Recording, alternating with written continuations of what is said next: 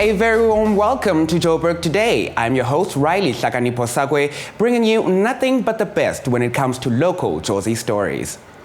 South Africa marked a significant milestone this month with the launch of its first refuse-derived fuel plant. Now there's a way to put waste to excellent use, thus reducing the carbon footprint of manufacturers who will ultimately be the buyers of this new sourced fuel. The history of refuse-derived fuel can be traced back to the last quarter of the 19th century, so it isn't a new concept. But it's been a tough journey for industry experts as early adaptations were fraught with frustration and failure. Today, following breakthroughs in technology, more governments are keen to ensure the benefits of refuse-derived fuel. South Africa has just launched its very first RDF plant. Globally, waste-derived fuels are a very, very big market. In the South African context, though, this is the first plant that exists. And it exists because we've come up with a novel approach to producing it and partnering with our clients that produce the waste in the first place. Basically, the whole process puts waste to excellent use. On site at our clients, we recycle a wide range of various recyclable materials such as glass, steel, paper, plastic, etc. The fraction that isn't typically recyclable but does have an energy value, that we produce at this plant into a fuel that can be traded internationally. The need is not only because we can produce a fuel that we can sell, it's also a means of saving the environment and saving our natural resources and satisfying our customers who are starting to more and more demand a zero waste to landfill solution. Interwaste says it expects a minimum of 12,000 tons of waste to be converted to alternative fuel annually for use in the South African manufacturing sector. The way that we are able to do this in South Africa at a much, much lower cost than in Europe is because we get away with 20% of the capital cost.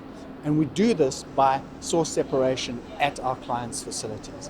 In Europe, the facilities such as this would take in bags of municipal waste, open the bags and separate the different recyclable fractions before getting a wet material that needs to be dried prior to shredding to produce a fuel. So what we do is we go up the waste hierarchy onto the client site. We separate before the waste gets contaminated. So we're able to produce a very high value, very good high CV fuel, which we're able to trade. And that's how we can do it. There are specific markets that the company says it hopes to tap into to assist in reducing the overall carbon footprint. Typically, we've started supplying fuel to the cement industry, but power stations are also our target market, as well as industry, and we're developing our own combustion technology in partnership with various local and international players so that we can eventually sell energy back to our clients using the very waste that they give us to dispose on their behalf. This is an important milestone for South Africa as companies will be able to lessen their reliance on fossil fuels, which are not only detrimental to the planet but are becoming increasingly more costly. Nashina Mohammed for Joburg Today.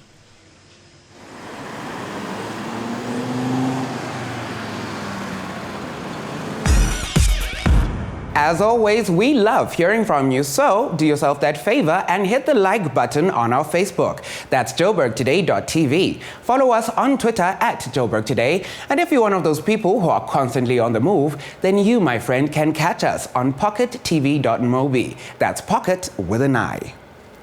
The IEC is gearing up for local elections in South Africa and says there will be more voting stations set up this time to streamline the voting process. Municipal elections take place every 5 years. Noshina had the chance to sit down with the provincial electoral officer of the province of Gauteng, Mr. Masejo Shiburi. The 2016 South African municipal elections will be held between the 18th of May and the 16th of August for all districts and local municipalities in all 9 existing provinces. Now, the Minister of Cooperative Governance and Traditional Affairs is yet to announce the election date. These elections are held every 5 years. The 2016 elections will elect the members of the district, metropolitan and local municipal councils, who in turn will elect the mayors of the municipalities to office. Well, to discuss the preparedness of Gauteng for elections and also for greater insight into the actual process, I have with me the Provincial Electoral Officer for the province of Gauteng, Mr. Masego Shiburi. Welcome to the show, Mr. Shiburi. Thank you. The big question, are we ready for elections? We are ready indeed. From a logistical point of view, what does the IEC do to ensure a successful election? An election like the one that we're going into this year, we've started planning for it about 18 months ago. And you'll know that there's a number of dependencies. We've waited for the Municipal Demarcation Board to determine and finalize the outer municipal boundaries, and in some cases to determine the ward boundaries for the specific municipalities, and the various MECs to determine the number of councillors for those municipalities. That's been determined. That has been determined. We've received the last set of ward boundaries in December of 2015. What we've just done, which was the final piece in our logistical planning, was to assess the impact of the changes in the wards on our network of voting stations. So as we speak, we finalize the choice of voting stations.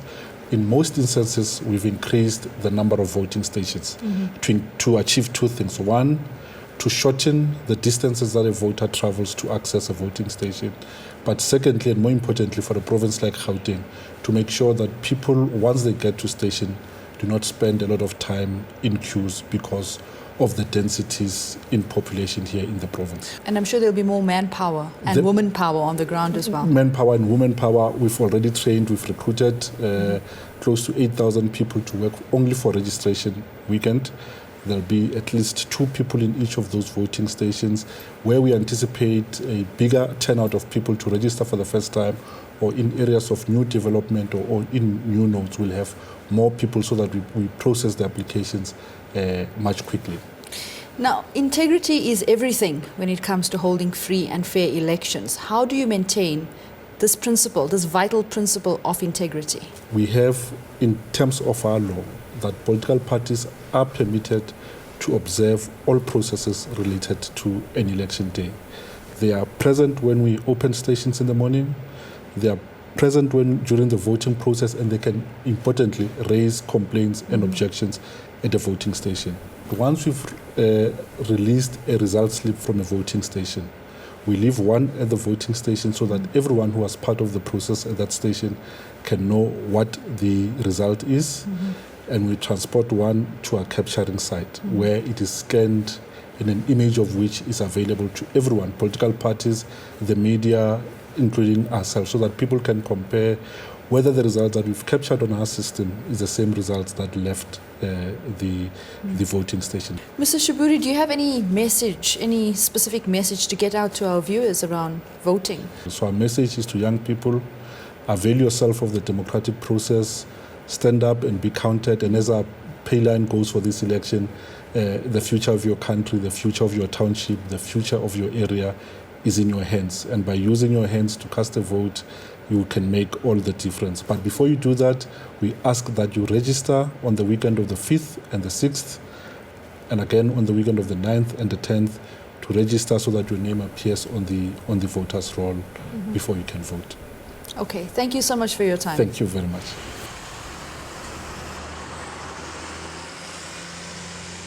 This is Simpiwa Mini. You are watching Joburg Today. And that's all the time we have for you today, but be sure to check out our playlist to see what's happening in and around your beautiful city. That's it from me, Riley. I leave you with Sutherland. Come right back. Enjoy. Back in ETV.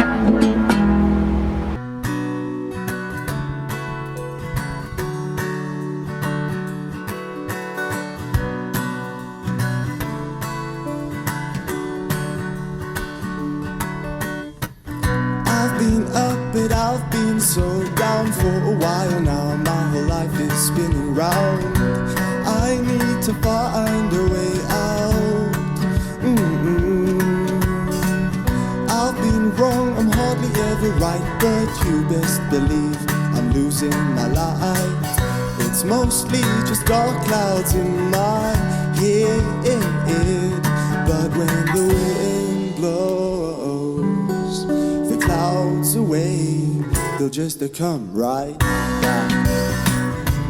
they'll come right back.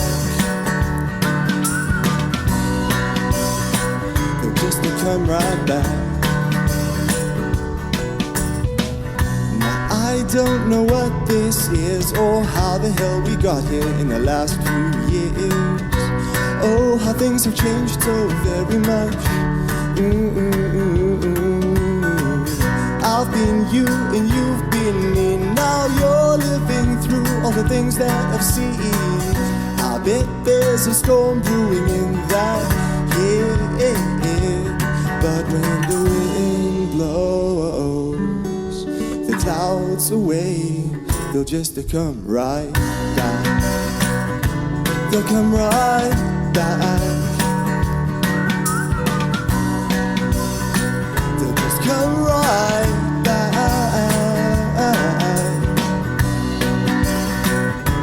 They'll come right back. But when the wind blows the clouds away, they'll just come right.